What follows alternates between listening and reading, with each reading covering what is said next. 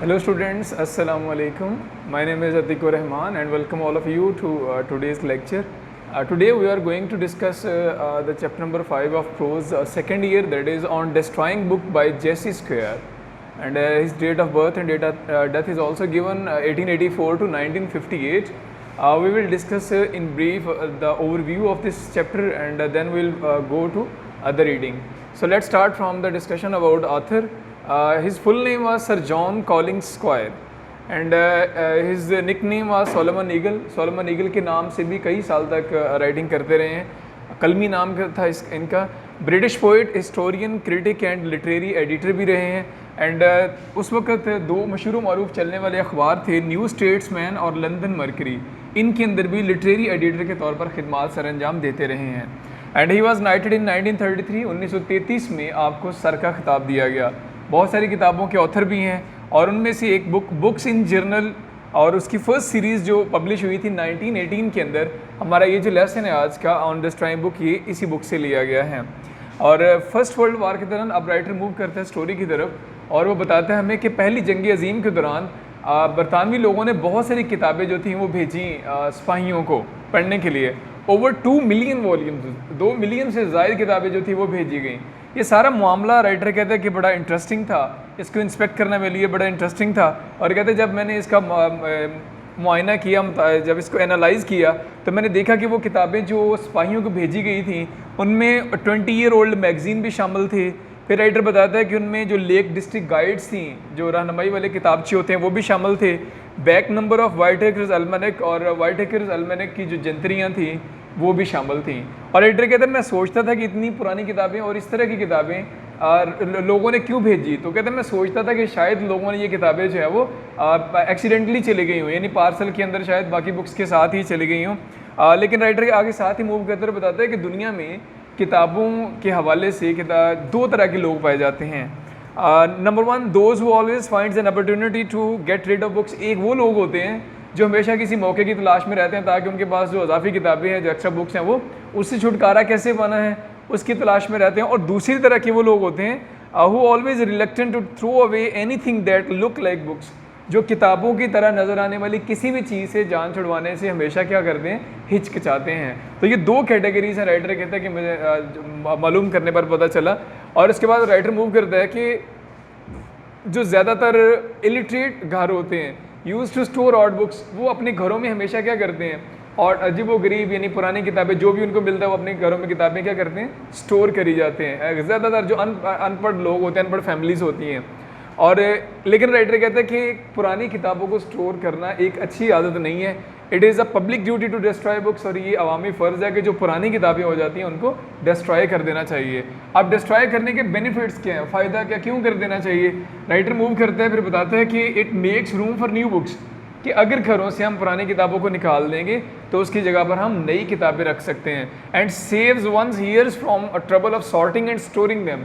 और अगर इंसान की डेथ हो जाती है तो उसके जो बाद आने वाले लोग हैं, उसकी जो नस्ल है, उनको आसानी होती है कि उन्हें बहुत ज़्यादा किताबों में से कोई किताब सर्च आउट नहीं करना पड़ती, ना नई किताब लाने के बाद उसको प्लेस करने के लिए जगह ढूंढनी पड़ती है. यानी साथ साथ ही अगर हम किताबों को तलब करी जाएंगे तो जो बाकी बाद में आने वाले ईयर्स हैं उनके लिए भी आसानी है और नई किताबों के लिए जगह जो वो भी बन जाती है.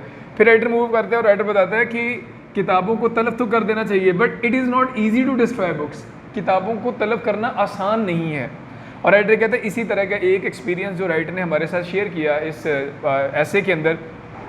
राइटर बताता है अपने बारे में कि चेल्सी के अंदर वो एक छोटे से और एक फलकबूस फ्लैट के ऊपर रहता था, ऊंचाई के ऊपर.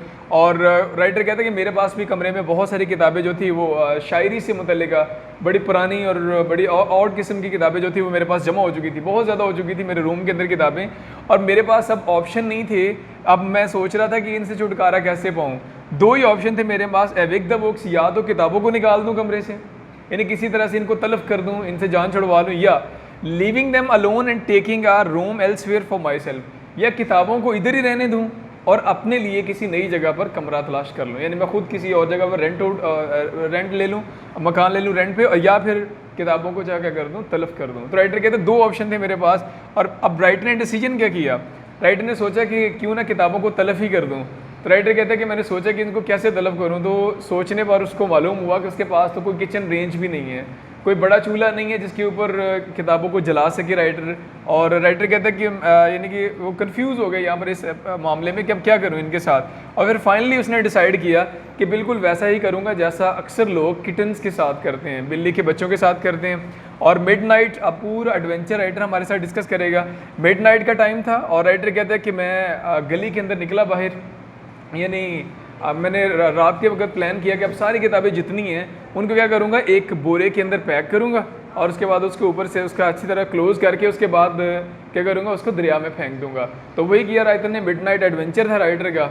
उसने वो एक बोरे का इंतज़ाम किया, उसके बाद सारी किताबें उसके अंदर पैक की और उसके बाद उसको क्या किया, अपने कंधे के ऊपर रखा, सेट किया शोल्डर पे, और उसके बाद कॉलर वगैरह सेट करके अपना उसने क्या किया, बाहर निकल गया। अब आधी रात का टाइम था, गलियाँ सुनसान थी, आमदरफ्त बहुत कम थी और उसने चलना शुरू कर दिया दरिया की तरफ। तो चलते चलते रास्ते में एक जगह पर उसका सामने एक पुलिस वाले से हुआ।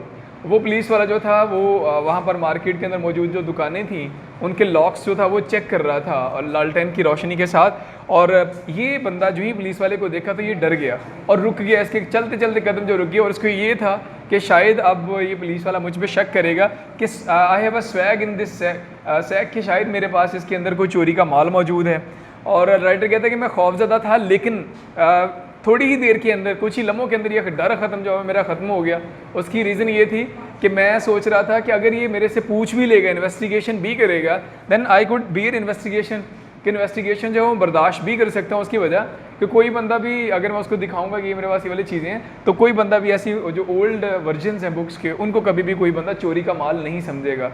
तो राइटर की ये जो परेशानी थी कुछ ही लम्हों के अंदर वो ख़त्म होती है। उसके बाद राइटर मूव करना शुरू करता है और पहुंचता है क्या नाम है, ब्रिज के ऊपर, और जाके वहाँ पे खड़ा होता है, थोड़ी देर जायज़ा लेता है माहौल के इर्द गिर्द का, देखता है कि कोई बंदा आ तो नहीं रहा। और मुख्तलिफ़ तरह के ख्यालात उसके दिल में आ रहे हैं कि कोई बंदा रात के इस वक्त अगर मुझे कोई चीज़ दरिया में फेंकते हुए देखेगा तो यकीनी तौर पर वो मेरे बारे में अच्छा महसूस नहीं करेगा। और राइटर कहते हैं कि मैं सोच रहा था कि अभी ये सोच ही रहा था, इतने में मैंने पीछे किसी के चलने की आवाज़ सुनी कदमों की। जो ही मैंने मुड़ के देखा तो मैंने देखा कि एक आवारागर्द, एक ट्रैम्प, यानी कि कोई बंदा ऐसे ही मूव कर रहा था सड़क पर। और कहते मैं उसकी वजह से परेशान तो हुआ, लेकिन वो मेरे पास आया और मुझे देखे बगैर अननोटिस ऐसे ही गुजर गया आगे। तो राइटर कहते हैं कि मैंने अपने आप को फिर थोड़ा मलामत भी किया कि मैं बड़ा अहमक बंदा हूँ, यानी मुझे इन चीज़ों के बारे में नहीं गौर करना चाहिए, क्योंकि मैं कौन सा कोई गलत चीज़ फेंकने आऊँ, वो किताबें फेंकने के लिए आया हूँ। तो अपने आप को थोड़ा मलामत किया और उसके बाद कहते हैं हिम्मत इकट्ठी की कि अब मुझे फेंक देना चाहिए। जो ही हिम्मत इकट्ठी करके फिर सोचा कि अब मुझे किताबें फेंक देनी चाहिए, इतने में एक और बंदे के कदमों की आवाज़ सुनी। जब एक और आदमी के कदमों की आवाज़ सुनी तो फिर राइटर कहता है कि मैं थोड़ा सा पीछे हट गया किनारे से और फिर इधर उधर देखना शुरू कर दिया, बल्कि आगे मूव करना शुरू कर दिया राइटर ने, इस अंदाज में कि जैसे यहाँ पर कुछ करने वाला ही नहीं था, मैं तो इधर खड़ा ही नहीं था अगले को दिखाने के लिए। लेकिन जो सेकंड पर्सन था वो भी अननोटिस्ड ही गुजर गया वहाँ से आगे। अब राइटर ने सोचना शुरू कर दिया क्रिटिकली कि पुल के ऊपर इस जगह पर अगर यहाँ से नीचे फेंकूँगा किताबें तो नीचे बहुत एक स्प्लैश, पानी के साथ टकराने की आवाज़ आएगी किताबों की। तो ये आवाज़ है वो करीब को बंदा सुन सकता है और हो सकता है कि मिडनाइट के इस वक्त कोई यहाँ पर आसपास कोई पुलिस वाला मौजूद हो वो सुन ले, और अगर उसने पुलिस वाले ने सुन ली या किसी और बंदे ने इस आवाज़ को सुना तो यकीनी तौर पर वो इसको अच्छा महसूस नहीं करेगा और वो यही सोचेगा कि शायद इसके अंदर कोई चोरी का माल था, या ये भी हो सकता है कि वो ये सोचे कि शायद मैंने कोई इसके अंदर कोई बच्चा है छोटा जिसको मारा है और उसको मैंने पानी के अंदर फेंक दिया है। इस तरह के ख्यालात जो थे वो उसके दिमाग में आ रहे थे। अब उसने सोचा कि यहाँ पर नहीं, उसने साथ ही बैग दोबारा से सेट किया और चलना शुरू कर दिया और पुल से नीचे उतर के मंडेर की एक साइड पे जहाँ पर सतून यानी कि पानी के मज़ीद करीब हुआ और किनारे पर पहुँच के अब उसने प्रोग्राम बनाया। अब उसने प्लान किया कि अब इसको मैं यहाँ से फेंकूँगा, पुल के ऊपर से फेंकना था तो आवाज़ तेज़ आनी थी, अब यहाँ से फेंकूँगा तो आवाज़ है वो कम आएगी।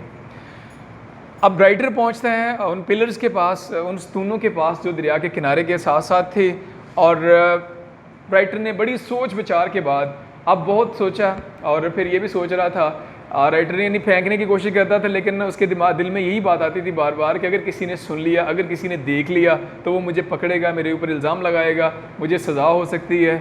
इस तरह के ख्यालात उसके दिल में आ रहे थे, लेकिन अपने आप को उसने यहाँ पर फिर मलामत किया और साथ बल्कि डायलॉग हम लेसन के अंदर देखेंगे कि वो खुद को कहता है, मोनोलॉग उसने लाइंस यूज़ की हैं उसके अंदर टेक्स्ट के अंदर कि अगर आज तुम ये काम ना कर सके, देखो तुम दोस्तों के सामने तो बड़े बहादुर बनते हो, और दोस्तों के सामने तो बनते हो कि मैं ये हूँ, मैं वो हूँ।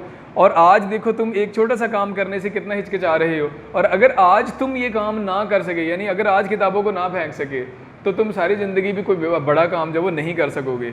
खुद को मलामत किया और साथ ही बोला कि आज मुझे ये काम करना ही है, चाहे इसके लिए मुझे फांसी की सज़ा ही क्यों ना हो जाए। और फिर उसने याद किया बड़े जो हिस्टोरियन थे, जो तारीख साज लोग थे, कि देखो किस किस तरह से उन लोगों ने भी अपनी जानें गंवा दी अजीम मकासद के लिए। और आज मेरा भी ये अजीम मकसद है कि मैं इन किताबों से जान छुड़वाना चाहता हूँ, तो चाहे इसके लिए मुझे फांसी की सज़ा ही क्यों ना हो जाए, लेकिन आज ये काम करके छोड़ना है। खुद को मलामत कर रहा था असल में, क्या करने के लिए, हौसले इकट्ठा करने के लिए।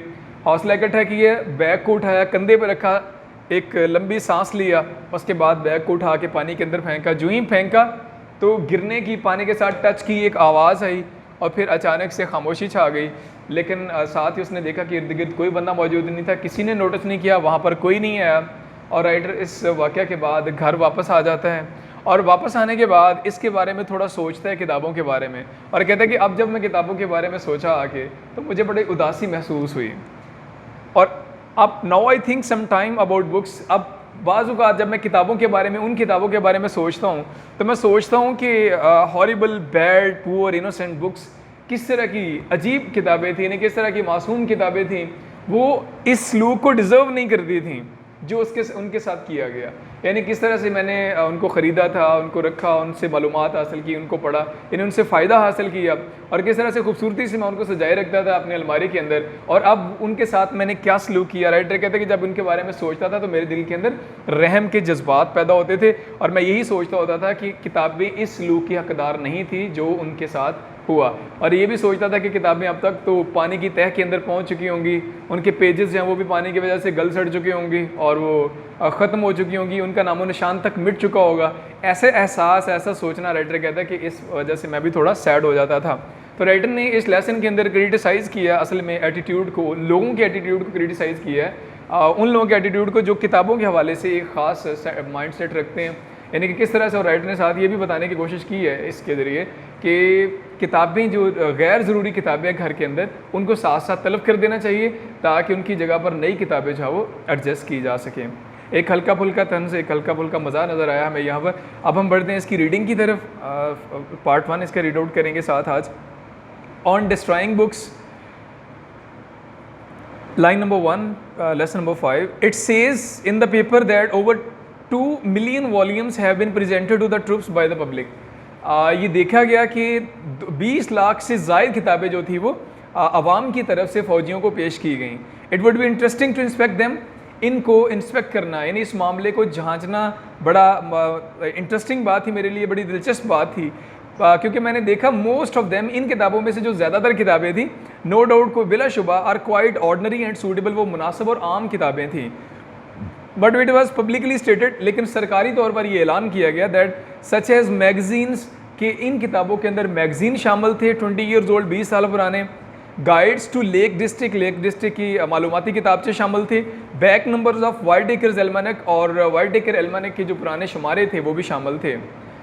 इन सम एरियाज, इन सम केसेस, बाज़ सूरतों में वन इमेजिन्स, बंदा ये तसव्वुर कर सकता है, such a indigestible get into the parcels by accident, कि इस तरह की जो नाकाबिले फ़हम किताबें हैं, इनडाइजेस्टिबल बुक्स, कहते हैं कि हम ये सोच सकते हैं कि शायद इस तरह की किताबें जो बहुत पुरानी थी, जिनका इस्तेमाल हो ही नहीं सकती और फ़ायदे कोई नहीं था, कि शायद पार्सल्स के अंदर बाकी किताबों के साथ ये इत्तेफाकन जहाँ वो आ गई हों।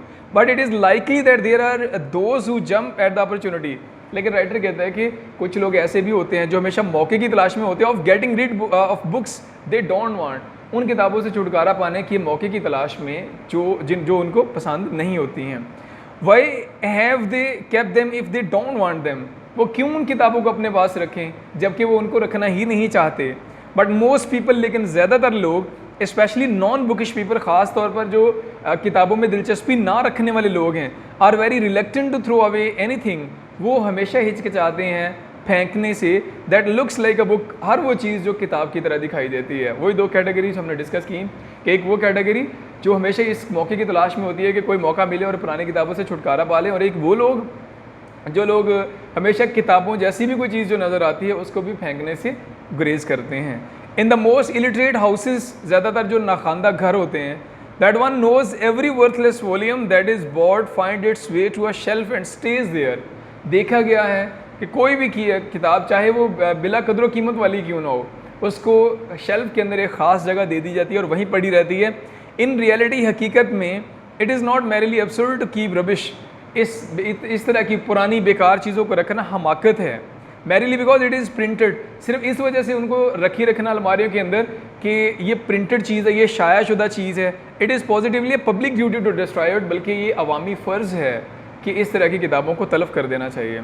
Destruction not merrily makes room for new books, अगर हम पुरानी किताबों को तलफ़ करेंगे इससे ना सिर्फ नई किताबों के लिए जगह बनेगी but saves one's heirs the trouble of sorting out the rubbish or stopping it, बल्कि इससे ये भी फ़ायदा होगा कि पुरानी किताबों को तलफ़ करने से नई किताबों के लिए जगह भी बनेगी और जो बंदे के मरने के बाद उसके जो जानशीन होंगे उनको किताबें ढूंढना भी आसान होगा। But it is not always easy to destroy books, लेकिन किताबों को तलफ़ करना कभी भी इतना आसान नहीं था। They may not have as many lives as cat, क्योंकि किताबों के उतने जन्म नहीं होते जितने बिल्लियों के होते हैं। But they certainly die hard, लेकिन इनको मुश्किल से ही ख़त्म किया जा सकते हैं। And it is some time difficult to find a scaffold for them, और बाज़ औक़ात इनके लिए तख्तादार तलाश करना मुश्किल होता है, यानी इनको तलफ़ करना मुश्किल होता है। This difficulty once brought me almost within the shadow of the rope, और यही कहता है जो तरीक़ेकार था, यही मुश्किल मुझे एक दफ़ा फांसी के फंदे के करीब ले आई। I was living in a small and as Shakespeare would say, मैं एक छोटे से मकान में रहता था, that is heaven kissing flat in Chelsea, Chelsea में जो बड़ा फलकबोस फ्लैट था। And books of inferior minor verse, और घटिया और बड़ी पुरानी तर्ज की जो शायरी की किताबें थी ग्रेजुअली एक्यूमुलेटेड देयर, वो मेरे रूम के अंदर इकट्ठी हो गई।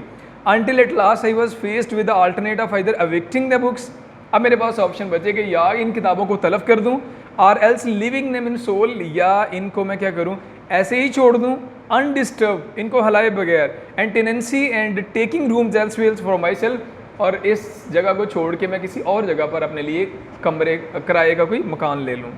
No one would have bought these book, क्योंकि अब इन किताबों को, इन पुरानी किताबों को ख़रीदेगा तो कोई भी नहीं। I therefore had to throw them away और wipe them off the map, अब मुझे या तो इन किताबों को फेंकना था या इन्हें बल्कि सफ़े हस्ती से मिटाना था। बट हो, लेकिन कैसे? There were scores of them, किताबें बीसियों की तादाद में थीं। I had no kitchen range, मेरे पास कोई बड़ा चूल्हा नहीं था। And I could not toast them on the gas cooker और consume them leaf by leaf, और मेरे पास कहते कि कोई बड़ा चूल्हा नहीं था कि जिसके ऊपर मैं इन किताबों को जला सकता एक एक करके, या इनको एक एक वर्क करके इनको जला सकता। For it is almost as hopeless to try to burn a book, क्योंकि एक किताब को वैसे ही बगैर खोले जलाना उतना ही मुश्किल है, विदाउट ओपनिंग इट, बगैर खोले, as to try to burn a piece of granite, जैसे पत्थर को जलाना। सो इन द एंड, आखिर पर I determined to do to them what so many people do to a kittens, मैंने वही करने का फैसला किया इनके साथ जैसा अक्सर लोग बिल्ली के बच्चों के साथ करते हैं। टाई देम अप, मैंने इन्हें बांधा, and consign them to the river, और इनको मैंने दरिया के हवाले किया। आई इम्प्रोवाइज्ड अ सैक, मैंने एक बोरी का इंतज़ाम किया, एक बैग का। Stuff the books into the it, और इसके अंदर किताबों को ठोंसा। Put it over my shoulder, अपने कंधे पे रखा। And went down the stairs into the darkness, और तारीकी में मैं निकल पड़ा। इट वॉज नियरली मिडनाइट, आधी रात का वक्त था। As a step into the street, जब मैं गली में नीचे उतरा, there was a cold nip in the air, हवा में हल्की खुनकी थी। And the sky was full of stars, आसमान सितारों भरा था। And the greenish yellow lamps through long gleams, और सुनहरी माइल जो जर्द रोशनी थी लैम्प की, वो across a smooth hard road, वो इस हमवार और सख्त सड़क के ऊपर दूर दूर तक दिखाई दे रही थी। फ्यू पीपल वर अबाउट, बमुश्किल चंद लोग इधर उधर नज़र आ रहे थे। Here and there, and rang out the steps of solitary travellers on the way home across the bridge to Battersea, और ये चंद एक वो लोग थे जो पुल क्रॉस करके, पुल को पार करके बेट्रिसिया की जानब वापस घरों को जा रहे थे। I turned up my overcoat collar, मैंने अपने ओवरकोट कॉलर को ऊपर किया। And settled my sack comfortably across my shoulder, कंधे के ऊपर मैंने आराम से रखा एंड अपना वो जो बैग था। And strode of toward the little squad glow, और उस चकोर रोशनी की तरफ बढ़ना शुरू किया। ऑफ द कॉफ़ी स्टॉल, जो कॉफ़ी स्टॉल पे नज़र आ रही थी, यानी दरिया के उस पार जहाँ पर उसने पहुँचना था वहाँ पर एक कॉफ़ी स्टॉल था, वो चकोर कलर का, और उसकी रोशनी जो थी उसको नज़र आ रही थी। Which mark the near end of the bridge, और ये कॉफ़ी स्टॉल जो था वो पुल के इख्तिताम के ऊपर बना हुआ था। Who sweeping iron guilders were just visible, और इसके जो बाहर निकले हुए शतीर थे वो वाज़िया नज़र आ रहे थे। Against the dark sky behind a few behind, यानी इस तारीक रात के अंदर भी इसके जो निकले हुए शतीर थे वो इस रोशनी के अंदर वाज़े नज़र आ रहे थे। अ फ्यू डोर्स डाउन, और चंद मकानों के फासले पर, आई पास्ड अ पुलिसमैन, यानी चंद दुकानों का फासला तय किया आगे जा रहा था। आई पास्ड अ पुलिसमैन, एक पुलिस वाले के पास से गुजरा हुआ, flashing is Lenten on the catches of basement Windows, जिसके पास लालटेन थी और लालटेन की रोशनी के साथ वो तय खाने की जो खिड़की हैं उनके लॉक्स चेक कर रहा था। ही टर्न्ड, वो मुड़ा। आई फैंसीड ही लुक सस्पिशियस, मुझे लगा कि शायद ये मुझ पर शक कर रहा है, शायद ये मुझे मशकूक तरीके से देख रहा है। एंड आई ट्रेम्बल स्लाइटली, और मैं थोड़ा सा काम किया। The thought occur to me, और ये ख्याल अचानक मेरे जहन में आया, perhaps he suspects I have swag in this sack, शायद वो ये सोचता होगा कि मेरे पास यहाँ पर क्या मौजूद है, चोरी का माल है। I was not seriously disturb, लेकिन मैं ज़्यादा परेशान नहीं हुआ। एज आई न्यू, क्योंकि मैं जानता था that I could be an investigation, कि मैं तफ्तीश बर्दाश्त कर सकता था। And that nobody would be suspected of having stolen such a goods, और किसी बंदे पर भी इस तरह की चीज़ें चोरी करने का इल्ज़ाम नहीं लगाया जा सकता। यानी बैग के अंदर किताबें थी, कह रहे कि इस तरह की किताबें वो भी पुरानी थी, इसलिए कह रहे थे कि मेरे ऊपर इल्ज़ाम नहीं लगाया जा सकता। दो देवर ऑल फर्स्ट एडिशन, अगर जो वो सारे पुराने शुमारे थे। एज आई वॉज कैरिंग, जो मेरे पास थे। नेवरदलेस, इसके बावजूद, I could not help the slight unease, फिर भी मैं परेशान हुए बगैर नहीं रह सका, which comes to all who are eyed suspiciously by the police, और कहते हैं ये सब बंदों के साथ होता है, उन तमाम लोगों के साथ जिनको पुलिस मशकूक निगाहों से देखती है। And to all who are detected in any deliberately furtive act, या वो तमाम लोग जो जानते बूझते किसी पोशीदा काम के अंदर मुब्तला होते हैं। होएवर, ताहम, ही इंक्वायर्ड मी, ही एक्विटेड मी, उसने मुझे छोड़ दिया, यानी वो उसने मेरी तरफ देखा ही नहीं बल्कि पास से गुजर गया। अपेरेंटली, ज़ाहिरी तौर पर, and with the step that making an effort I prevented from going more rapid, और मैंने कोशिश करते हुए मज़ीद तेज़ चलने से अपने आप को रोका। I walk on until I reach the embankment, और मैं चलता गया हत्ता कि मैं किनारे के पास पहुँच गया। इसके साथ ही हमारा पार्ट नंबर 1 जो है वो कम्प्लीट होता है। और अब मूव कर now move on to the idiomatic phrase from 121 to 130 जो हमारे सिलेबस में शामिल हैं, और मॉडल सेंटेंसेस आपके सामने दिए गए हैं बोर्ड पे। First phrase here is blow hot and cold, तज़ब्ज़ब में पढ़ना, परेशानी में पढ़ना। If you want to win the war, अगर आप जंग जीतना चाहते हैं, you must not blow hot and cold, तो आपको परेशानी में नहीं पढ़ना चाहिए। And second phrase, blow one's own trumpet, अपने मुँह मियाँ मिट्ठू बनना। आई डोंट लाइक अकरम, मुझे अकरम पसंद नहीं है। He always blows his own trumpet, क्योंकि वो अपने मुंह मियाँ मिट्ठू बनता है। एंड ब्लू ब्लड, अमीराना खून, he is proud of his blue blood, उसे अपने अमीराना खून होने पर बड़ा फ़ख्र है। And number 4, bolt from blue, अचानक मुसीबत में गिरफ्तार होना। हर sudden illness was a bolt from blue, अचानक उसका बीमार होना अचानक मुसीबत है उसके लिए। एंड बॉसम फ्रेंड, गहरा दोस्त, even his bosom friend didn't help him, उसके गहरे दोस्त ने भी उसकी मदद नहीं की। ब्रेड एंड बटर, रोज़ी रोटी, everybody works hard for his bread and butter, हर बंदा अपनी रोज़ी रोटी के लिए कोशिश करता है। And number 7, break one's heart, किसी को मायूस करना। I don't like to break your heart, मैं आपको मायूस नहीं करना चाहता। ब्रेक द ग्राउंड, नंबर 8, नई राहें निकालना। They have broken the ground for new work, उन्होंने नए काम के लिए राहें निकाल ली हैं। ब्रेक द आइस, खामोशी तोड़ना। ऑल वर साइलेंट, तमाम खामोश थे। Then Naseema broke the ice, Naseema ने खामोशी को ख़त्म किया। And very last phrase from 121 to 130 is break the news, बुरी खबर पहुँचाना। Aslam broke the news of his father's death to mother, Aslam ने अपने बाप के मरने की खबर माँ को पहुँचाई। तो ये पोर्शन ग्रामर का जो हम डेली डिस्कशन हमारी चल रही है, इस उम्मीद के साथ कि आज का लेसन आपने अच्छे से समझ लिया होगा। मिलते हैं नेक्स्ट लेसन में इंशाल्लाह, तब तक के लिए अपना ख्याल रखिएगा। अल्लाह हाफिज़।